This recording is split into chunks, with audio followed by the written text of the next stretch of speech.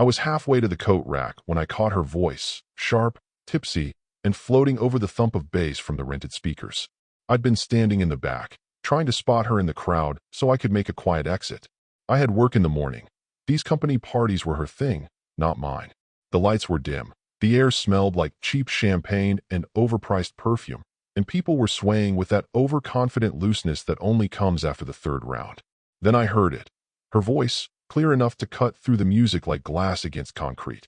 "I can dump him anytime," she slurred.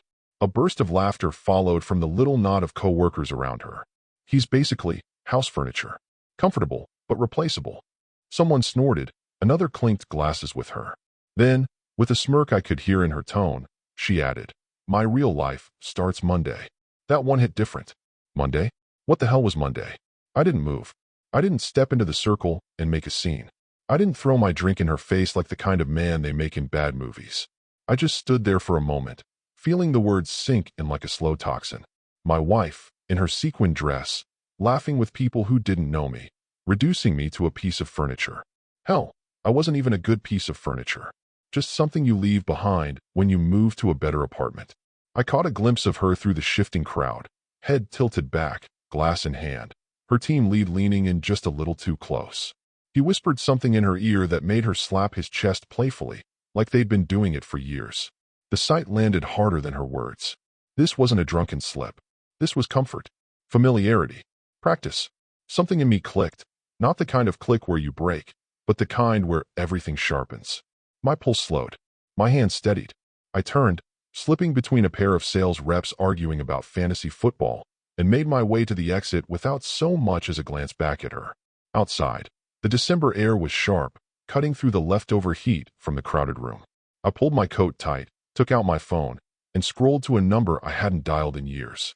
"Martin," I said when he picked up. My voice was calm, almost casual. "You still working over at Hellman and Price?" A pause. "Yeah," he said slowly. "Why? You ever hear anything about Jenna and her team lead?" I kept my tone flat, like I was asking about the weather. Martin didn't answer right away. I could hear him exhale. "Yes," he said finally, "but nothing confirmed." "Good," I said. "Be at the office Monday morning. I'll send something tonight." I hung up before he could ask more. I stood there on the curb for a moment, watching the frost gather on the edges of parked cars, the sound of muffled laughter leaking from the party behind me. I didn't feel rage. I didn't feel heartbreak. I felt clarity, and that was far more dangerous for her than anything else.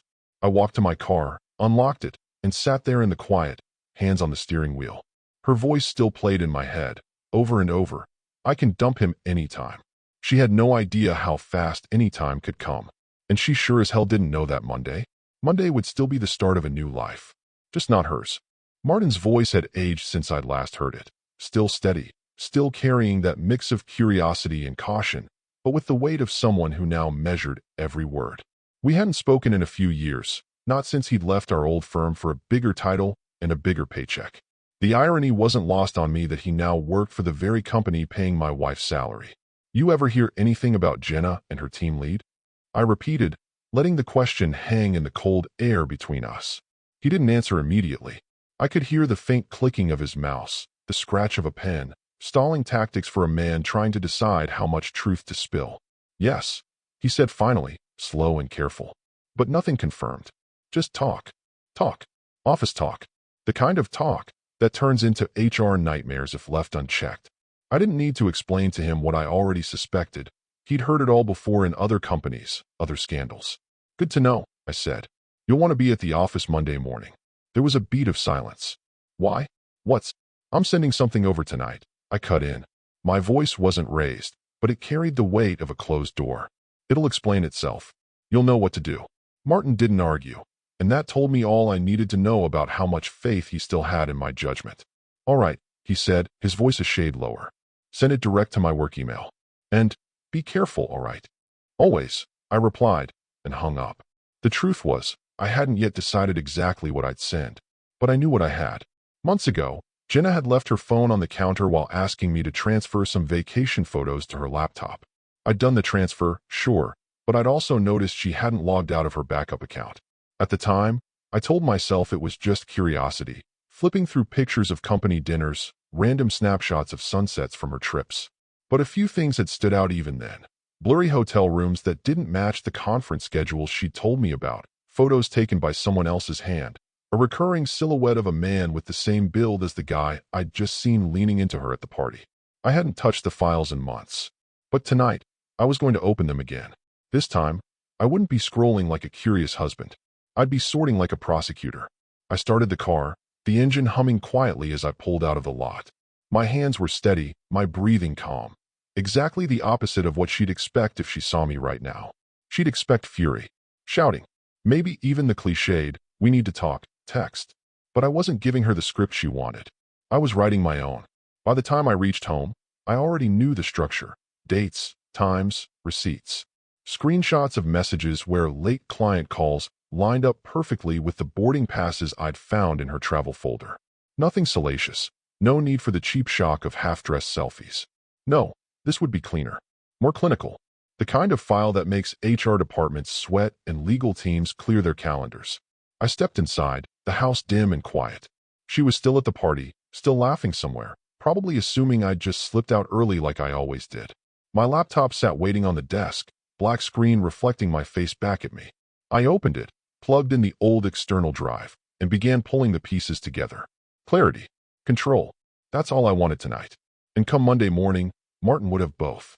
By Saturday morning, the house felt unnaturally still. No clinking mugs in the kitchen, no soft footsteps padding down the hallway. She'd slept at a friend's place after the party, or at least, that's what she would tell me. I didn't bother calling to check. I wanted the space, and more importantly, the time. The external drive clicked faintly as it read through her old backups. I'd labeled the folder months ago as Jenna Vacation 2023, which made it invisible to her eyes. Inside, it was a different story entirely. Photos she'd forgotten to delete. Screenshots she probably thought were gone forever.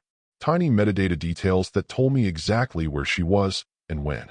The first set of images looked innocent enough: hotel lobby shots, conference booths, group dinners. But in the margins, in the backgrounds, he kept appearing, her team lead. Sometimes his reflection in a window, sometimes just the edge of his jacket sleeve in the corner of a frame. Always close. Too close. Then came the messages. A string of late-night texts from a contact saved only as M. Timestamped well past midnight. Room service is slow. Might as well come over here. Tomorrow's presentation can wait. Bring wine. They weren't the kind of messages you send to a colleague, unless your HR department has a masochistic streak. The receipts were what nailed it down. I cross-referenced her travel calendar, meticulously kept for work reimbursements, with 2 flight confirmations I found buried in her email archive. Both trips weren't on her official schedule. One was a weekend in Denver, the other a midweek client visit to Miami. The passenger details matched hers and his. Same seat rows, same return flights. Piece by piece, I dropped everything into a clean PDF file. No commentary, no emotional outbursts, just a cold, chronological order. Dates, times, locations, accompanied by the kind of evidence that didn't leave much room for alternative explanations. It read like an investigative report, not a jealous husband's vendetta. That was the point. When it was done, I opened a new email window. In the subject line, I typed, "Confidential, urgent." In the body, I wrote just one line. Not just inappropriate, strategic manipulation. Let your legal team decide. Attached the file. Addressed it to Martin's work email. Hovered over the send button for 3 seconds, feeling the weight of it.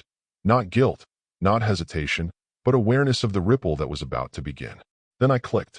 The whoosh of the sent email sounded final. I leaned back in my chair, the cursor blinking on the now empty screen. Somewhere in another part of the city, she was probably having brunch, laughing with people who thought she had it all under control. And in a few days, that control would vanish. Not with a fight, not with screaming, but with the slow, inevitable force of an avalanche you never saw coming. I closed the laptop, slid the drive back into its drawer, and poured myself a cup of coffee. Outside, the winter light was flat and pale, the kind that makes everything look sharper, colder. Perfect. Because by Monday morning, sharp and cold were exactly what she'd be walking into. She shuffled into the kitchen Sunday morning wearing one of my old sweatshirts, hair a tangled mess, sunglasses still on like she'd just come off a runway for hungover socialites. The smell of stale alcohol followed her like a shadow. I was already at the table with my coffee, laptop open, not for work, but for the quiet cleanup of everything with our names on it. God, I feel like a truck hit me, she groaned, grabbing the aspirin bottle. She poured herself coffee, dumped in sugar like she was trying to bury a body, and leaned against the counter. Then she smirked. So, about Friday. I heard you left early. Guess you missed my big comedy set. I looked up from my screen, feigning mild curiosity. Comedy set? You know, she waved her hand, dismissive. I was tipsy. Said some stuff about you. It's not like you care. She took a sip, eyes on me over the rim of her mug. Testing. I let the silence hang for a beat before I smiled. Slow, small, deliberately unreadable. You're right, I said. I don't. She laughed at that, probably thinking I was playing along. In reality, I just finished transferring the last of our joint savings into a trust she couldn't touch. The account closure confirmation sat neatly in my inbox, and my phone vibrated with one more notification. Our shared credit card, now frozen. She hadn't noticed yet. While she rambled about her killer moves on the dance floor, I slid my phone onto the table between us, camera quietly rolling. I kept my voice casual, steering her toward Friday's little performance. It didn't take much. She started bragging, tossing out little gems like, I've got options, you know, and if I wanted to, I could be gone by next week and be just fine. I nodded at the right moments, the way you do when someone's digging a hole and you want them to feel comfortable enough to keep going. The recording would be more than just a souvenir, it was insurance. I didn't need her to confess to cheating. I just needed her to establish the mindset. The rest was already documented in that PDF Martin now had.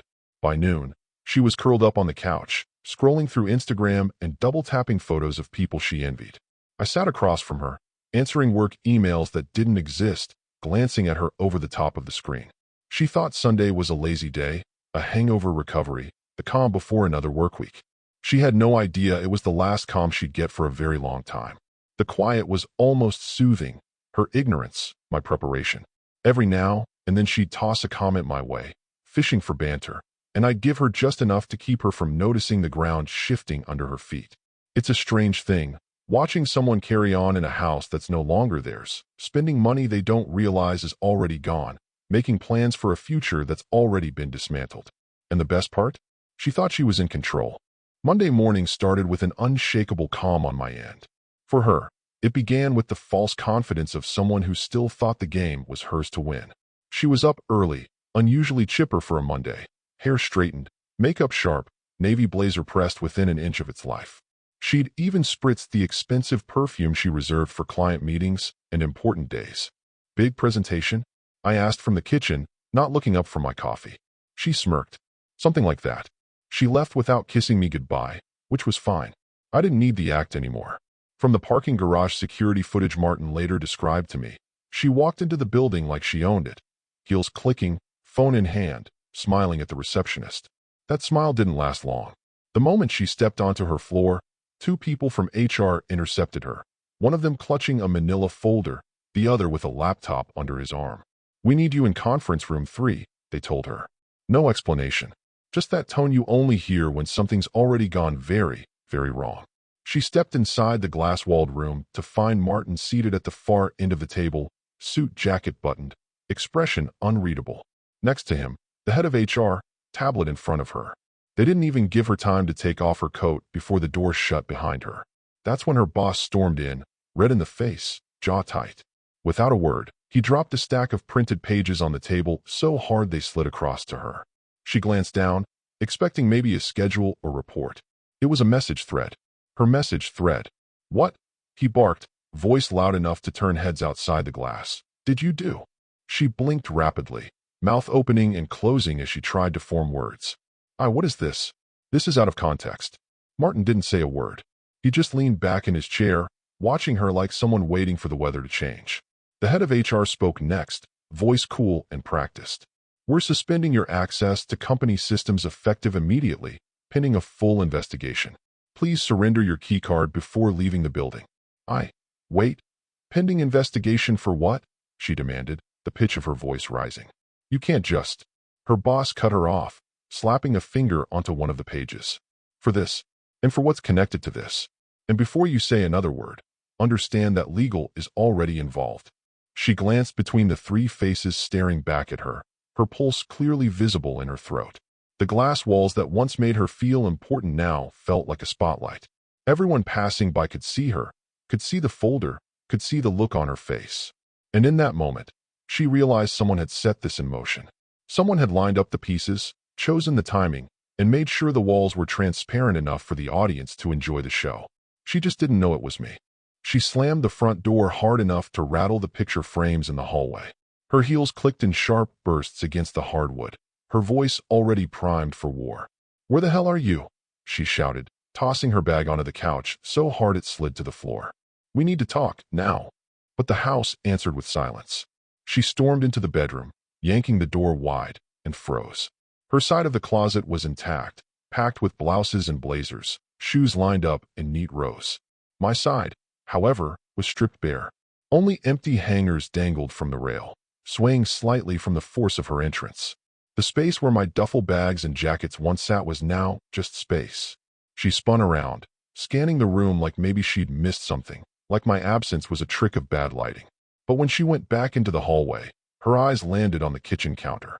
A single manila envelope sat in the center, her name scrawled across it in my handwriting. No note, no explanation. Just wait. She tore it open. Inside was a stack of documents. The first, divorce paperwork. Neat, formal, already signed on my end. The next, asset transfer confirmations. Pages showing our joint accounts emptied, property titles updated, my name remaining while hers quietly vanished. Account closure receipts followed, credit cards, lines of credit, even the rainy day savings account she thought only she knew about. And then she saw it. A small black USB stick taped to a single sheet of paper. Across the paper, in bold marker, were two words: "Play me." Her hands shook as she slid the USB into her laptop. The screen flickered, then a video player opened automatically. There I was, in the background of a dimly lit room, Friday night, the company party. The audio was crisp, every word sharp. Her voice came through, slurred but unmistakable. "He's disposable. I don't even like him anymore." The video froze on her face, mid-laugh, head tilted back, glass in hand. For a few seconds, she just stared at the still image, the sound of her own voice still ringing in the room. Then she snapped the laptop shut like it might erase what she'd just heard. She looked around the kitchen, as if expecting me to step out from behind the doorway, give her a chance to spin some desperate explanation. But the only thing meeting her was the quiet hum of the fridge. I wasn't there to yell. I wasn't there to listen. I wasn't there at all. And for the first time, she realized I wasn't coming back. The phone rang just as she was pacing the kitchen, still reeling from the empty closet and the USB. She snatched it up without looking, desperate for someone to talk to, someone who might help her regain control of the narrative. "Hello." Her mother's voice came through sharp and brittle. "Why did I just get an email about the condo title transfer?" Jenna blinked. "What? The condo?" Her mother repeated, slower this time, like she was explaining it to a child. "The one we co-signed for when you got married. I just got a notification from the title office. It's been transferred. My name is still there. Yours is gone." Jenna's mouth opened, but nothing came out. She lunged for her laptop, yanking the cord as she dragged it to the table. Her fingers fumbled on the trackpad as she opened her email. It was worse than she thought. One by one, the subject lines confirmed it. Title amendment, processed. Joint holding removal, complete. Account name change confirmation. 3 properties they had shared, gone from her name entirely. Not pending. Not requested. Done. Final. "Mom, I didn't do anything," she stammered, scrolling frantically. Her mother let out a dry laugh, the kind that wasn't amused at all. "No, I imagine you didn't. But he clearly did." "Why would he?" Jenna began, but her mother cut her off. "Don't insult me," she snapped. "You've always underestimated him. Quiet doesn't mean stupid. It means he's paying attention. And apparently, he's been paying attention for a while." Jenna's throat tightened. She wanted to push back, to defend herself, to at least buy time. But every new email she opened was a fresh blow. The joint investment account? Closed. The emergency vacation fund? Transferred into a trust under his name. Even the car title for the sedan she drove every day had been updated, her name stripped from the record. "You might want to ask yourself," her mother continued, her voice cooling, "how long he's been preparing for this. Because from where I'm standing, this wasn't an impulse. This was planned." Jenna's fingers hovered over the keyboard, but there was nothing to type. She couldn't undo these transfers with a phone call. She couldn't bluff her way past signed and stamped documents. And the most dangerous part? She didn't know how much more there was.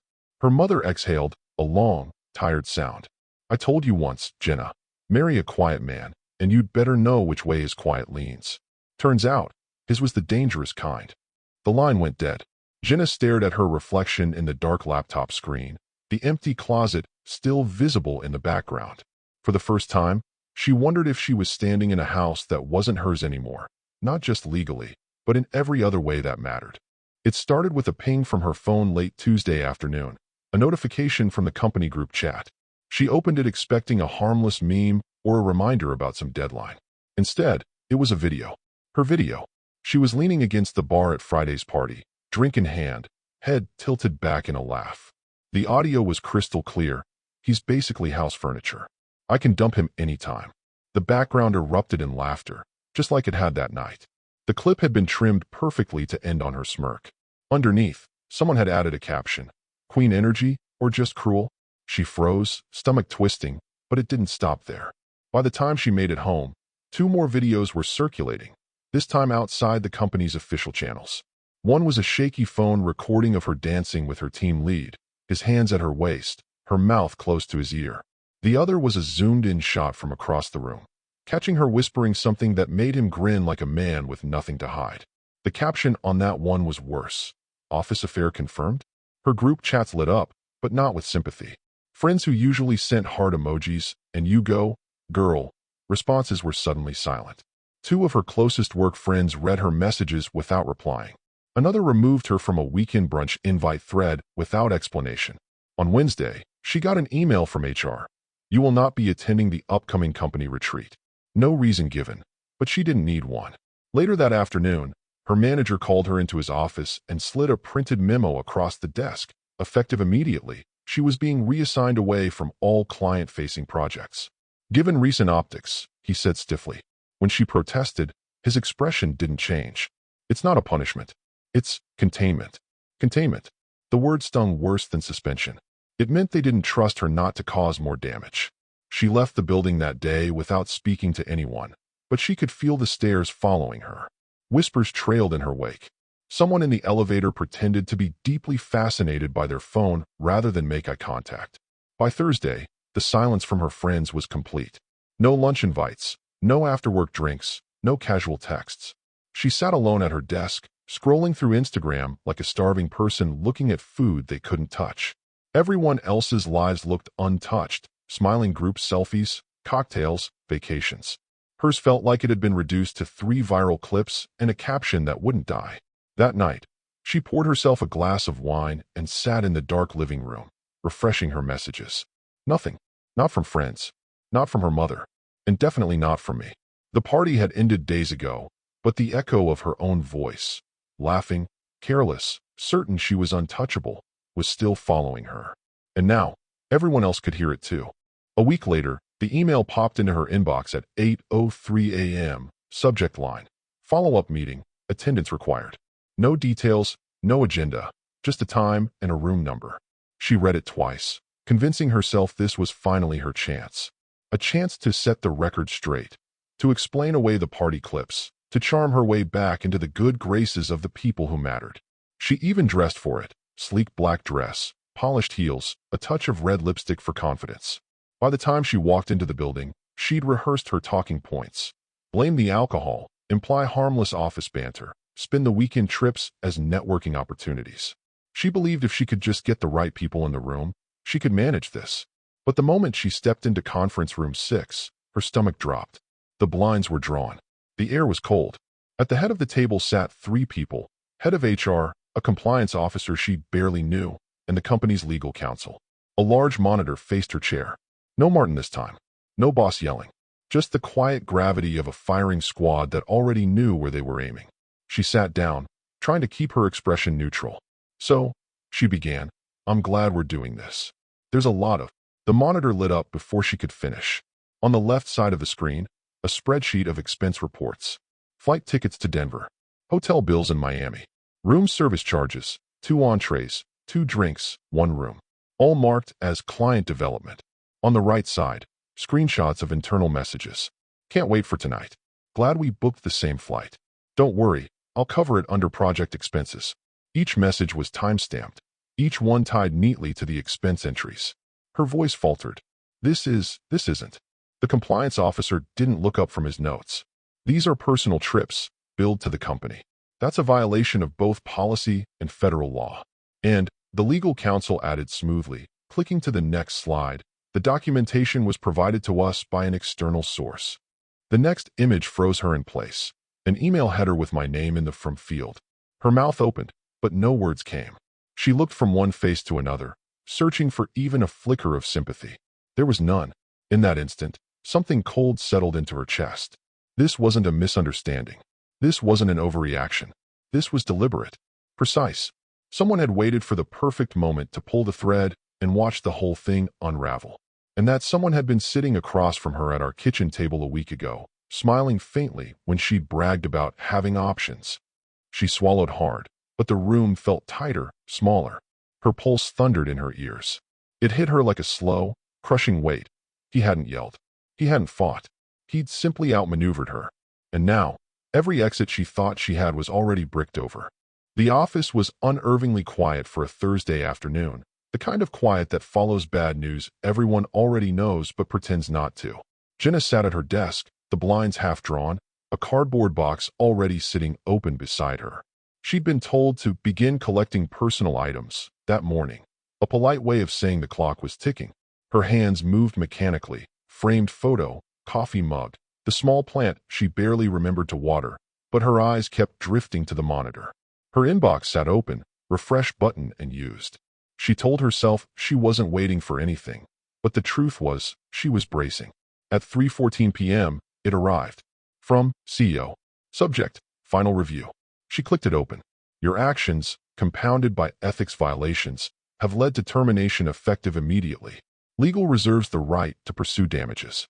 No sympathy, no parting platitudes, just the sterile language of a door closing with a lock on it.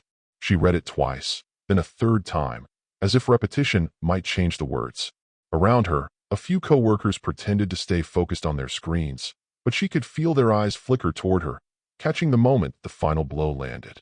Slowly, she began placing the last of her things into the box. Her hands weren't shaking, but her face had gone blank, drained of the expressions she used to sell confidence. It wasn't just the job ending. It was the scaffolding of her life being stripped away piece by piece. Downstairs, I sat in my car, parked across from the glass doors of her building. I didn't lean forward. I didn't roll down the window. I just watched. At 3:47 p.m., she appeared. The box was clutched tight to her chest, blazer hanging slightly off one shoulder. Her heels clicked against the pavement, each step small and deliberate, as if she were trying to delay the moment she reached the sidewalk. For a brief second, she looked around, maybe for a cab, maybe for a friendly face, maybe even for me. When our eyes met through the windshield, her expression faltered. I didn't give her a nod, or a smirk, or anything she could use to start a conversation. My hand stayed on the wheel, steady. She paused, shifting the box in her arms, like she wanted to say something. One last word, one last plea. But I shifted the car into gear, turned the wheel, and pulled away from the curb without breaking eye contact. It wasn't revenge. Revenge implies heat, anger, the need to strike back. What I felt was colder, simpler. It was closure. And closure doesn't look back.